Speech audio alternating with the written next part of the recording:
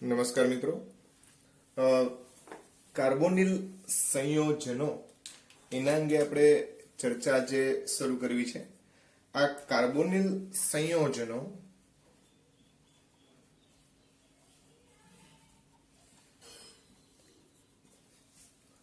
એના અંગે ચર્ચા કરીએ તો એમાં આપણે ખાસ કરીને આલ્ડીહાઇડ, કીટોન, કાર્બોક્સિલિક એસિડ અને એના અનેક વ્યુત્પન્નો જે છે એના અંગેની ચર્ચા આપણે આની અંદર લેવાની થશે.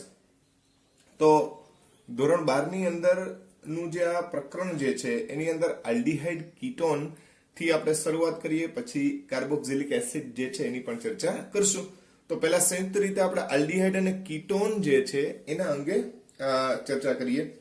તો મિત્રો તમે જાણો છો એ પ્રમાણે કે સામાન્ય રીતે RC=OH આને આપણે આલ્ડીહાઇડ તરીકે ઓળખીએ છીએ. આલ્ડીહાઇડ એટલે કે CHO સમૂહ, જેને બંધારણની દ્રષ્ટિએ C=OH કાર્બનની 4 સંયોજકતા જે છે આપણે રજૂ કરીએ તો આ સામાન્ય સ્વરૂપ થયું આલ્ડીહાઇડ માટે. અને કીટોન માટે RC=OR એટલે કે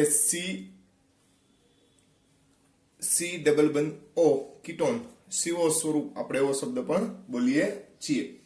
હવે મિત્રો આ CHO સમૂહ જે છે એને ફોર્માઇલ સમૂહ તરીકે પણ ઓળખવામાં આવે. ફોર્માઇલ સમૂહ એવું પણ એને કહી શકાય.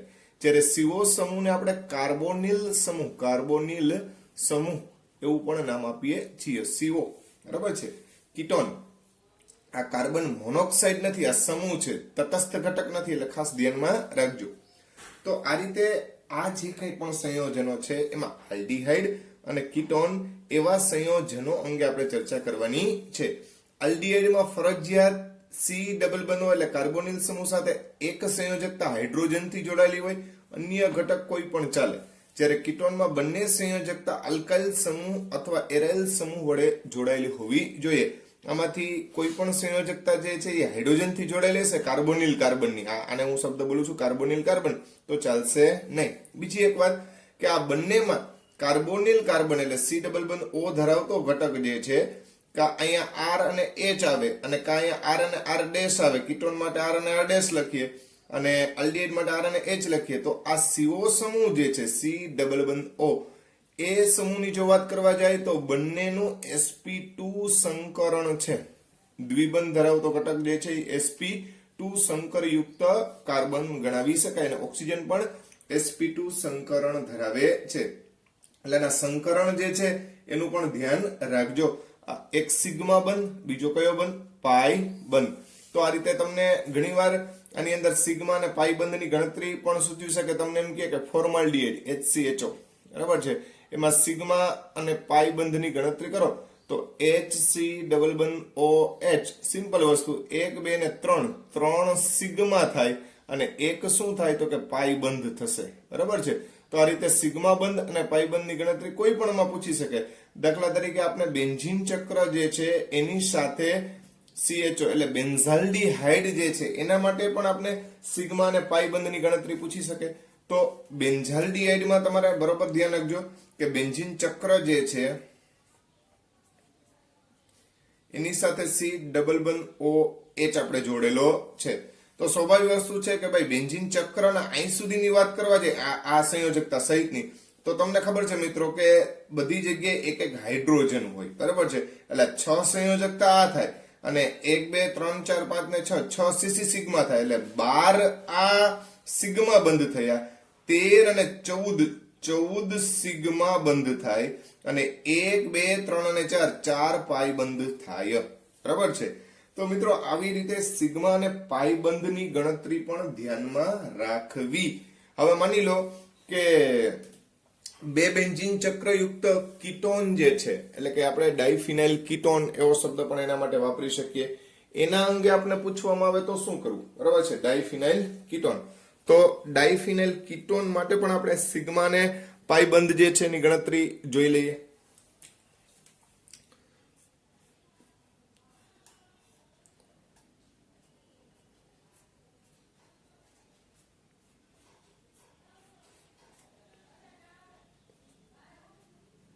આ છે ડાયફિનાઇલ કીટોન.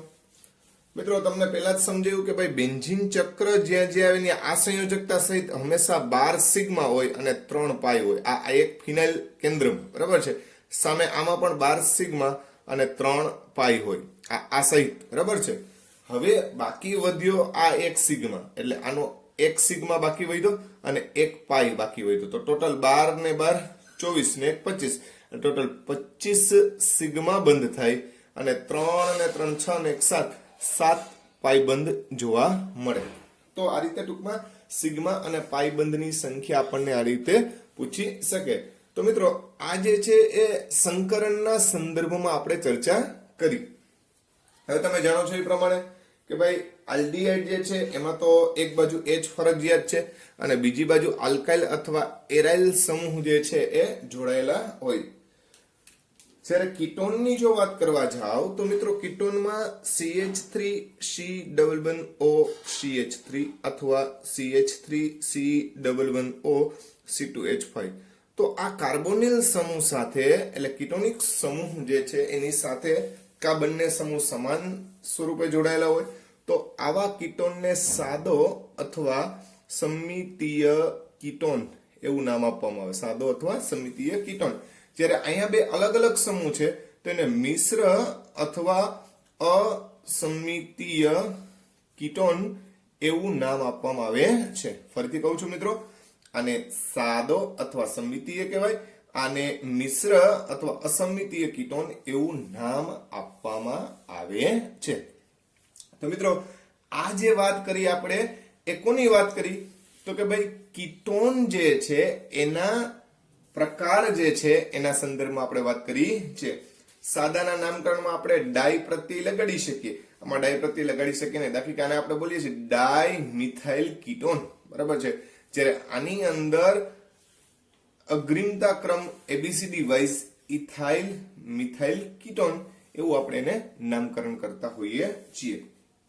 તો આ રીતે ટૂંકમાં સાદો અને મિશ્ર બે પ્રકારના કીટોન જે છે એની આપણે ચર્ચા કરી. હવે આપણે આલ્ડીહાઇડ કીટોનની બનાવટ અંગે ચર્ચા કરીએ. મિત્રો બનાવટમાં ખાસ તમને કહું છું કે ભાઈ ટેક્સ્ટ બુકની જે કંઈ પણ પ્રક્રિયાઓ છે એ તમારે પહેલા ફરજિયાતપણે જોવાની છે. એ બાદ વધારાની જે પ્રક્રિયાઓ જે છે એનો ઉલ્લેખ આપણે અહીંયા કરીએ છીએ. તો આલ્ડીહાઇડ અને કીટોન, આલ્ડીહાઇડ અને કીટોન ની બનાવટ એક્સ્ટ્રા રિએક્શનો જ છે બધે એક્સ્ટ્રા કે જે ટેક્સ્ટ બુકમાં ન હોય અથવા ટેક્સ્ટ બુક કરતા થોડુંક વધારે સારી રીતે સમજવા જેવી બાબત હોય તો એવા સંજોગોની અંદર આપણે અહીંયા એને લીધેલી છે. તો પેલી પ્રક્રિયા જે છે એમાં આપણે કોલિન પ્રક્રિયા તરીકે આપણે જોઈએ તો ભાઈ કોલિન પ્રક્રિયક જે છે એના વડે કોલિન પ્રક્રિયક વડે આલ્ડીહાઇડ અને કીટોન ની બનાવટ. મિત્રો કદાચ તમે આ કોલિન શબ્દ નહીં સાંભળેલો હોય પણ પ્રક્રિયક વિશે ખ્યાલ હશે આપને. કોલિન પ્રક્રિયક તો ક્રોમિયમ ટ્રાયોક્સાઇડ અને પીરિડીન અથવા તો પીસીસી નામ સાંભળેલું જ હશે, પેરિડિનિયમ ક્લોરોક્રોમેટ. પેરિડિનિયમ ક્લોરોક્રોમેટ. આ પેરિડિનિયમ ક્લોરોક્રોમેટ શું છે તો કે ભાઈ CrO3 વત્તા પીરિડીન એટલે કે C5H5N વત્તા HCl આ ત્રણેયનું જે મિશ્રણ જે છે એને પીસીસી કહેવાય. પેરિડિનિયમ ક્લોરોક્રોમેટ, પેરિડિનિયમ ક્લોરોક્રોમેટ એ પીસીસી તરીકે ઓળખાય. કેના તરીકે ઓળખાય? પીસીસી. તો મિત્રો આ જે સ્વરૂપ જે છે કા તમે ક્રોમિયમ ટ્રાયોક્સાઇડ અને પેરિડીન નો ઉપયોગ કરો અથવા પેરિડિનિયમ ક્લોરોક્રોમેટ નો ઉપયોગ કરો તો આ બંને ઘટકો ઓક્સિડેશન કરતા છે પણ અતિ નિર્બળ ઓક્સિડેશન કરતા છે. આથી જો તમે પ્રાથમિક આલ્કોહોલ લ્યો, કેવો આલ્કોહોલ લ્યો? પ્રાથમિક આલ્કોહોલ, બરાબર છે. તો એવા સંજોગોમાં આપણને આ પીસીસી વડે અથવા તો ક્રોમિયમ ટ્રાયોક્સાઇડ અને પેરિડીન જે છે એની મદદથી આપણને આલ્ડીહાઇડ પ્રાપ્ત થાય. જો તમે દ્વિતીયક લેશો તો એની મદદથી તમને કીટોન પ્રાપ્ત થાય. મિત્રો આ બંનેનું રૂપાંતર કાર્બોક્સિલિક એસિડમાં શક્ય બનતું નથી, એટલે અહીંયા અંતિમ નિપજ આલ્ડીહાઇડ હોય અને કા શું હોય, કીટોન. એટલે આપણે એનો ઉપયોગ જે છે બનાવટ તરીકે લઈ શકીએ. દાખલા તરીકે હું તમને એમ કહું કે CH3CH2OH, એટલે કે આપણે જો ઇથેનોલ લીધો હોય તો એનું ઓક્સિડેશન જે છે એ આપણે PCC વડે કરીએ, બરાબર છે, pyridinium ક્લોરોક્રોમેટ, તો થશે શું, તો કે ભાઈ આ ઓક્સિજન પ્રોવાઈડ કરે. શું પ્રોવાઈડ કરે, ઓક્સિજન. એટલે વાસ્તવમાં તમે જો તો CH3CHHOH છે, બરાબર છે. તો અહીંથી આપણે એમ કહી શકીએ કે એ બે હાઇડ્રોજન અને આ ઓક્સિજન છે એ પાણીનો અણુ દૂર કરે. તો આ બે વચ્ચે ડબલ બંધ આવી જાય કે નહીં, તો CH3CHO. એટલે આ રીતે ટૂંકમાં એસિટાલ્ડીહાઇડ જે છે એ આપણને પ્રાપ્ત થાય. આ જ રીતના જો અહીંયા દ્વિતીયક આલ્કોહોલ લીધો હોય, કયો આલ્કોહોલ લીધો હોય, દ્વિતીયક, એટલે પ્રોપેન્ટોલ લ્યો તમે તો તમને કીટોન પ્રાપ્ત થશે. તો અહીંયા આ વસ્તુ ધ્યાનમાં રાખવાનું. બીજું કે ભાઈ અહીંયા ક્યારે પણ આલ્ડીહાઇડ માંથી હજી પણ આ પ્રક્રિયા થઈ અને કાર્બોક્સિલિક એસિડ જે ઓક્સિડેશન દ્વારા મળતો હોય એ વસ્તુ અહીંયા શક્ય બનશે નહીં. એટલે આ પ્રક્રિયા સ્પેશિયલી આલ્ડીહાઇડ અને કીટોનના નિર્માણ માટેની પ્રક્રિયા છે. રેડી? હવે ત્યારબાદ બીજી પ્રક્રિયા જોઈએ તો કાર્બોક્સિલિક એસિડના કેલ્શિયમ ક્ષાર જે છે એમાંથી આપણે બનાવો છે આલ્ડીહાઇડ અને કીટોન. મિત્રો અહીંયા કેલ્શિયમ ક્ષાર જે છે, દાખલા તરીકે તમને ખબર જ છે કે કેલ્શિયમ જે છે, એટલે પેલા ટાઇટલ લખી નાખીએ આપણે, આ કેલ્શિયમ ક્ષાર કાર્બોક્સિલિક એસિડના કેલ્શિયમ ક્ષાર વડે આલ્ડીહાઇડ અને કીટોનની બનાવો. તમે જાણો છો મિત્રો કે કેલ્શિયમની સંયોજકતા 2 હોય અને કાર્બોક્સિલિક એસિડમાંથી કાર્બોક્સિલેટ આયન RCOO- એની સંયોજકતા 1 હોય. એટલે સ્વાભાવિક છે કે આના 2 અણુ લેવા પડે ત્યારે આ સંયોજકતા જે છે એ પૂર્ણ થાય. તો અહીંયા આપણે જુદા જુદા ઘટકોના સંદર્ભમાં આપણે વિચારી શકીએ. દાખલા તરીકે આપણે પેલા ફોર્મિક એસિડનો ફોર્મેટ સ્વરૂપ લઈએ, ફોર્મિક એસિડનો ફોર્મેટ સ્વરૂપ લઈએ તો ફોર્મિક એસિડ એટલે HCOOH. તો આ ફોર્મિક એસિડ જે છે એની કેલ્શિયમ સાથે પ્રક્રિયા કરીએ તો તમને ખબર જ છે કે આ કેલ્શિયમ અને આ ફોર્મિક એસિડ. તો આ રીતે ટૂંકમાં આ જે છે એને કેલ્શિયમ ફોર્મેટ કહેવાય. શું કહેવાય? Calcium format. તો આ કેલ્શિયમ ફોર્મેટનું વ્યવસ્થિત રીતે લખું છું HC-double-bond-O HC-double-bond-O અને આ બંનેનું જોડાણ કોની સાથે થયેલું હોય? કેલ્શિયમ સાથે. આ કેલ્શિયમ ફોર્મેટ. સિમ્પલ વસ્તુ, માત્ર આને આપણે ગરમ કરવાનો છે. શું કરવાનો છે ભાઈ? ગરમ. ગરમ કરશું એટલે કેલ્શિયમ કાર્બોનેટનો ઘટક જે છે એ દૂર થશે, એટલે CaCO3. તો આટલો ભાગ જે છે એ આપણે ડિલીટ કરી નાખીએ, CaCO3.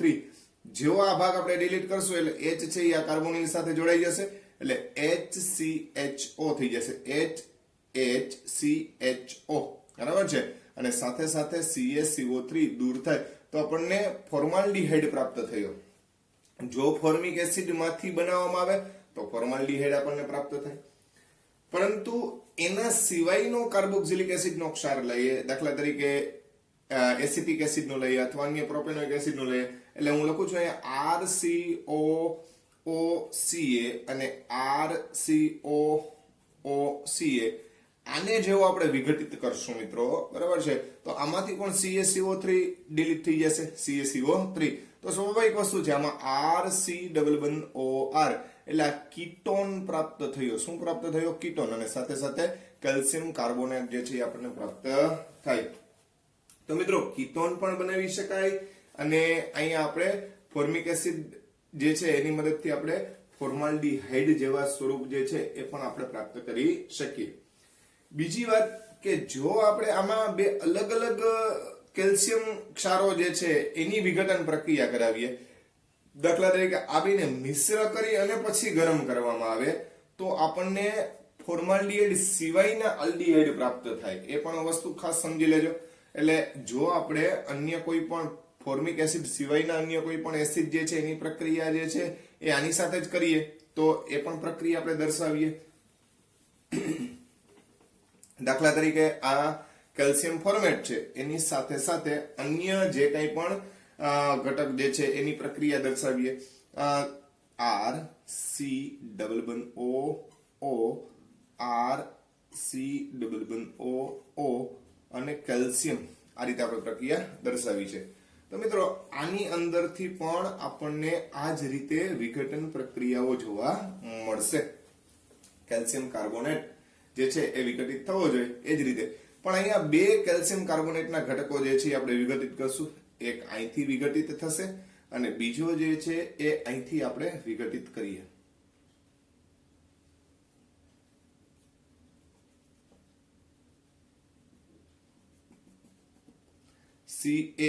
CaCO3 અને CaCO3. તો મિત્રો અહીંયા HCOR એટલે અહીંયા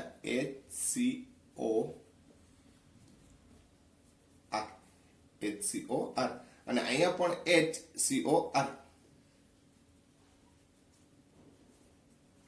એટલે બે ઘટક આલ્ડીહાઇડ સ્વરૂપના આપણે પ્રાપ્ત થયા અને સાથે સાથે 2CaCO3. એટલે આને આપણે 2 લખી નાખીએ તો પણ ચાલે, આ બીજી વાર ના લખવું હોય તો. તો આ રીતે ટૂંકમાં વિઘટન પ્રક્રિયા થઈ અને અન્ય પ્રકારનો આલ્ડીહાઇડ એટલે ફોર્માલ્ડીહાઇડ સિવાયનો આલ્ડીહાઇડ આ રીતે પ્રાપ્ત થઈ શકે. તો જો તમારે કીટોન બનાવવો હોય તો પણ બને, આલ્ડીહાઇડ બનાવવો હોય તો પણ બને, અને આલ્ડીહાઇડમાં ફોર્માલ્ડીહાઇડ સિવાયનો આલ્ડીહાઇડ બનાવવો હોય તો પણ આપણને આ પ્રક્રિયા મદદરૂપ થઈ શકે. તો આ રીતે કાર્બોક્સિલિક એસિડ જે છે એના કેલ્શિયમ ક્ષાર દ્વારા આપણે શું બનાવ્યું? તો કે ભાઈ એના કેલ્શિયમ ક્ષાર દ્વારા આપણે આલ્ડીહાઇડ અને કીટોનનું નિર્માણ કરેલું છે. હવે ત્યાર પછીની પ્રક્રિયા વિશે ચર્ચા કરીએ. હા મિત્રો, મેંગેનીઝ ઓક્સાઇડ જે છે એની વડે જો ઉષ્મીય વિઘટન કરવામાં આવે તો પણ આપણને કાર્બોક્સિલિક એસિડમાંથી આલ્ડીહાઇડ અને કીટોન પ્રાપ્ત થઈ શકે. જેમ હમણાં આપણે કેલ્શિયમ ક્ષાર વડે પ્રક્રિયા કરી એની જગ્યાએ ડાયરેક્ટ કાર્બોક્સિલિક એસિડ લઈ અને મેંગેનીઝ ઓક્સાઇડ જે છે તો મેંગેનીઝ ઓક્સાઇડ વડે કાર્બોક્સિલિક એસિડ માંથી આલ્ડીહાઇડ અને કીટોન એની બનાવટ આપણે જોઈએ. તો તમે જાણો છો એ પ્રમાણે ભાઈ આ ફોર્મિક એસિડ લીધો હોય આપણે એને આપણે બેમોલ લઈ લઈએ. Manganese oxide MnO 300 degree Celsius તાપમાન પ્રક્રિયા થશે એટલે મિત્રો HCOOH આ ફોર્મિક એસિડ એના બે ઘટકો આપણે અહીંયા દર્શાવેલા છે.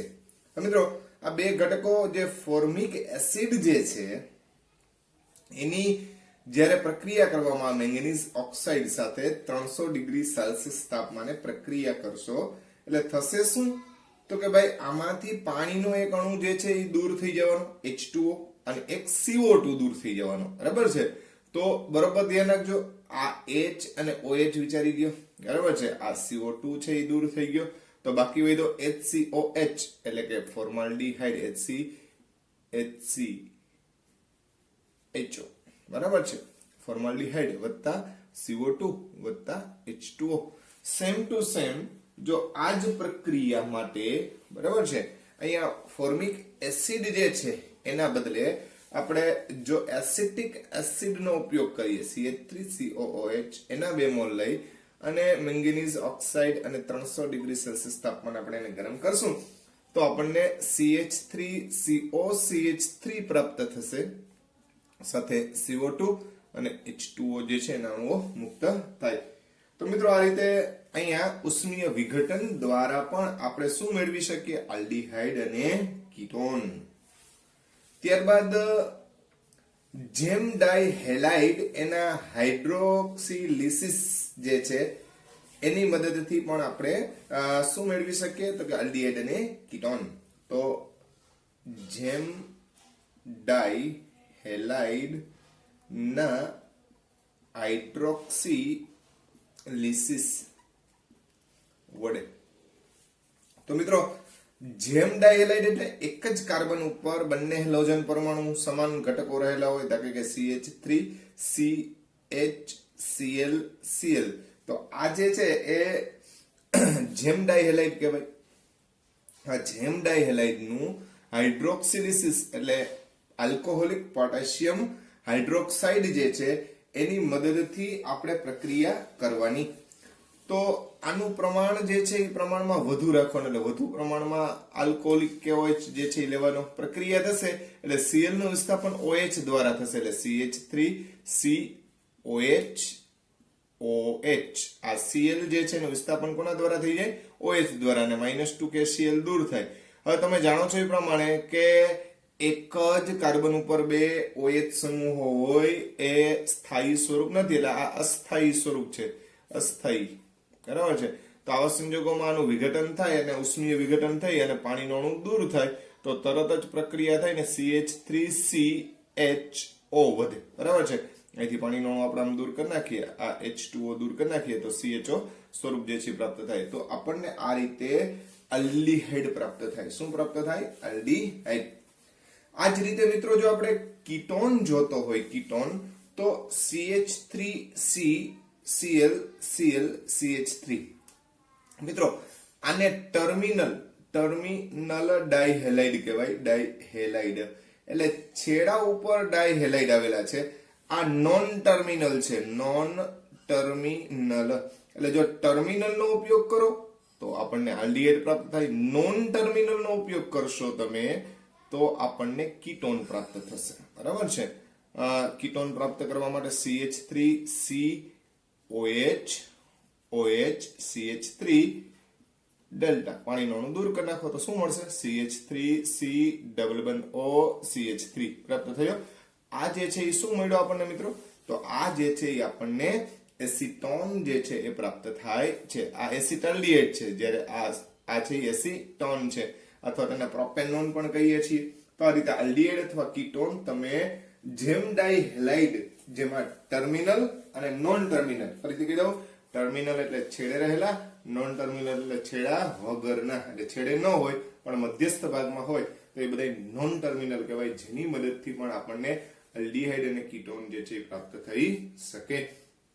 તો આ રીતે ટૂંકમાં આ વાત થઈ કોની? તો કે ભાઈ આલ્ડીહાઇડ અને કીટોનની બનાવટ સંદર્ભમાં.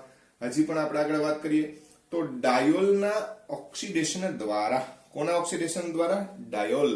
તો ભાઈ ડાયોલ ઘટકો જે છે એના ઓક્સિડેશન વડે પણ આ વસ્તુ આપણે શક્ય બનાવી શકીએ.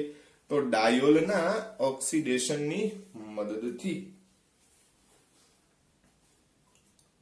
ડાયોલના ઓક્સિડેશન વડે, ડાયોલ એટલે મિત્રો તમને બધાને ખબર જ છે કે બે OH સમૂહ આવેલા હોય એને આપણે શું બોલીએ છીએ? ડાયોલ. હવે ડાયોલનું ઓક્સિડેશન કરવા માટે અહીંયા HiO4 એટલે કે પર આયોડિક એસિડ વડે ઓક્સિડેશન કરવાનું છે. બરાબર છે. અને સાથે સાથે lead tetra acetate, lead tetra acetate PbCH3COO 4 times. બરાબર છે. તો આ બંનેનું જે મિશ્ર સ્વરૂપ જે છે એના વડે શું કરવાનું છે? તો કે ભાઈ વિસિનલ ડાયોલ જે છે એનું ઓક્સિડેશન થી આલ્ડીહાઇડ અને કીટોન જે છે એ આપણે પ્રાપ્ત કરી શકીએ. હવે મિત્રો વિસિનલ એટલે, જમીનલ એટલે એક જ કાર્બન ઉપર હોય, વિસિનલ એટલે પાસેના કાર્બન ઉપર OH સમૂહ આવેલા હોય, જેમ કે R CH OH CH OH R. ખ્યાલ આવે છે? તો આ જે છે એ વિસિનલ ડાઈ આલ્કોહોલ સંયોજન એટલે ડાયોલ સંયોજન છે. હવે અહીંયા બે સમાન હોય તો સમાન પ્રકારના મળશે, અને અહીંયા જો આપણે અલગ પ્રકારનું લઈએ તો અલગ પ્રકારનું મળશે. HiO4 લેડ એસિટેટ PbCH3COO ની હાજરી જરૂરી છે. બરાબર છે. લેડ ટેટ્રા એસિટેટ પ્રક્રિયા થશે એટલે શું થશે મિત્રો? તો કે ભાઈ અહીંથી વિઘટન થઈ જશે. અહીંથી શું થશે? વિઘટન. અને આ જે છે એ ઓક્સિડેશન માટે શું આપશે? તો કે ભાઈ ઓક્સિડેશન માટે થઈ અને ઓક્સિજન પ્રોવાઈડ કરે. શું પ્રોવાઈડ કરે? ઓક્સિજન. તો મિત્રો અહીંયા પ્રક્રિયા થાય એટલે અહીંથી આપણે એક H રિમૂવ કરવાનો, અહીંથી એક H રિમૂવ કરવાનો, અહીંથી આપણે એક ખાલી O રિમૂવ કરવાનો. એટલે અહીંયા વધ્યું શું મિત્રો? તો કે R C11OH, અહીંથી H રિમૂવ થઈ ગયો, બરાબર છે. આ સંયોજકતા પૂરી થઈ ગઈ એટલે RC11OH બની ગયો. આ જ રીતના આ સાથે સાથે R-C11OH બની જાય એટલે આ બંને આલ્ડીહાઇડ સ્વરૂપ પ્રાપ્ત થયા. સાથે સાથે અહીંથી એક ઓક્સિજન દૂર થયો એટલે HiO3 બન્યો, HiO3, અને 2H અને એક ઓક્સિજન એટલે પાણીનો એક અણુ જે છે એ રિમૂવ થાય છે. આ રીતે આલ્ડીહાઇડ સ્વરૂપ પ્રાપ્ત થાય. હવે જો મિત્રો આ જ વસ્તુમાં આપણે અહીંયા H ની જગ્યાએ R લીધો હોય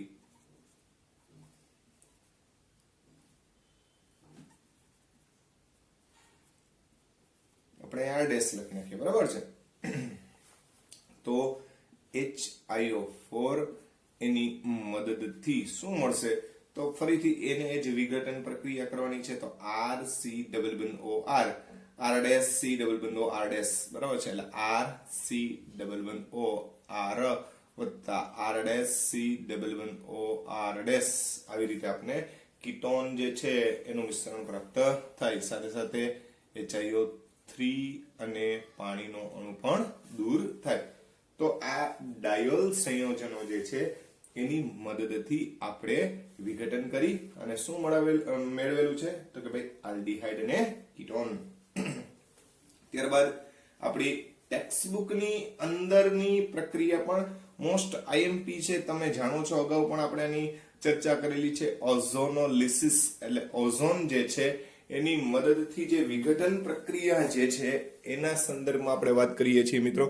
તો ઓઝોન જે છે એના વિઘટનની વાત કરવા જાય તો ઓઝોન દ્વારા, ઓઝોન વડે O3 વડે આલ્ડીહાઇડ અને કીટોનના સંદર્ભમાં વાત કરી શકીએ.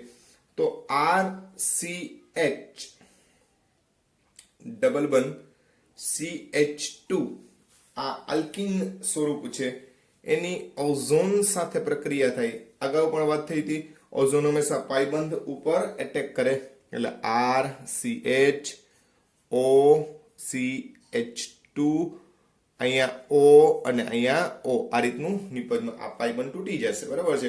એટલે બે ઓક્સિજન આ રીતે જોડાઈ જશે અને એક ઓક્સિજન આ રીતે જોડાઈ જશે.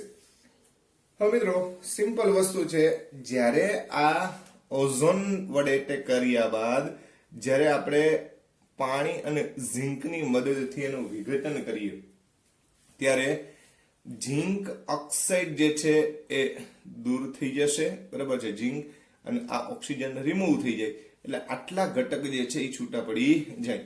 તો આ HCH એટલે ફોર્માલ્ડિહાઇડ અને આ આલ્ડીહાઇડ, અન્ય આલ્ડીહાઇડ એટલે RCHO વત્તા HCHO આપણને પ્રાપ્ત થાય. તો આ રીતે ટૂંકમાં આલ્ડીહાઇડ જે છે એ સ્વરૂપ પ્રાપ્ત થઈ શકે.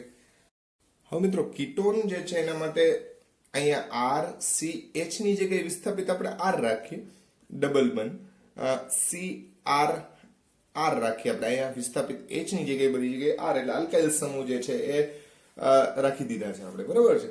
તો આવો કોઈ પણ આપણે આલ્કીનનો ઉપયોગ કરીએ અને ઓઝોનોલિસિસ પ્રક્રિયા કરીએ તો મિત્રો હવે ઓઝોનોલિસિસમાં આપણે સિમ્પલી આ સ્ટેપ ન બતાવીએ તો પણ ચાલે, આપણે ખ્યાલ આવી જવો જોઈએ ભાઈ અહીંયા જ્યાં ડબલ બંધ હોય ત્યાં બંને સાથે ઓક્સિજન જે છે એ જોડાઈ જાય, બરાબર છે. તો અહીંયા શું નિપજ મળવી જોઈએ? તો કે એક RC ડબલ બંધ OR મળે, RC ડબલ બંધ OR, અહીંયા બીજો RC ડબલ બંધ OR એટલે બે વખત RC ડબલ બંધ OR પ્રાપ્ત થાય. સાથે સાથે તમને ખબર છે કે ભાઈ ઝિંક ઓક્સાઇડ જે છે એ છૂટો પડે એટલે આપણે અહીંયા ઓઝોન સાથે પ્રક્રિયા કરી છે. પહેલા સ્ટેપમાં ઓઝોનોલિસિસ પ્રક્રિયા થઈ કહેવાય અને બીજા સ્ટેપમાં એનું જળ વિભાજન ઝિંકની હાજરીમાં થયું કહેવાય. તો આ રીતે ટૂંકમાં ઓઝોનોલિસિસ દ્વારા આપણને કીટોનિક નિપજ જે છે પ્રાપ્ત થાય. તો મિત્રો આ આલ્ડીહાઇડ અને કીટોન સંયોજનો જે છે એની બનાવટ માટેની વિવિધ પ્રક્રિયાઓ જે છે એના અંગે આપણે અહીંયા ચર્ચા પૂર્ણ કરીએ છીએ.